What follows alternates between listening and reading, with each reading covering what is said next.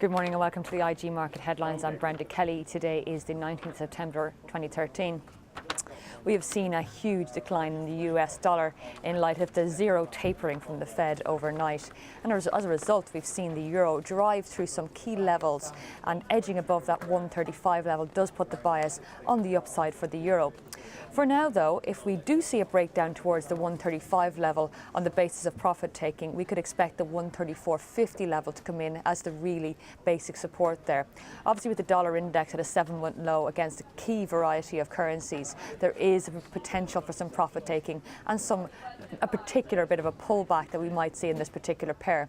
Currently, we're seeing our clients 79% short in the euro dollar scenario. And of course, this can mean good and bad things for both economies. Certainly in terms of the bond yields, we have seen the 10-year US bond yields sliding back below that 2.7%, which was clearly the aim of any tapering comments that we've seen since May.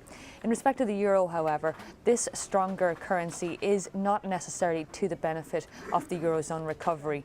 Granted, we have seen peripheral bonds slide back a little bit, and that is pretty good in terms of borrowing costs and important for the likes of those that are hoping to exit bailout programs and return to the bond markets. But from an export-led economy point of view, the stronger euro may not be all that good after all.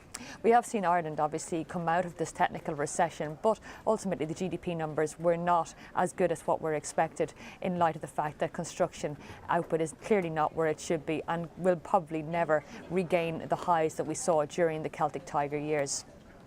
I think for the time being, if we manage to stay above this 135 level, there is a good possibility that we will get back to this year's highs of around 137. Ultimately, as I said, if we fail below the 134.50 level, then the 133 level becomes a bit of a target area.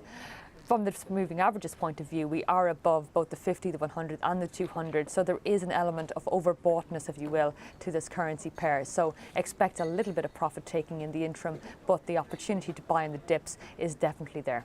For more information, log on to IG.com.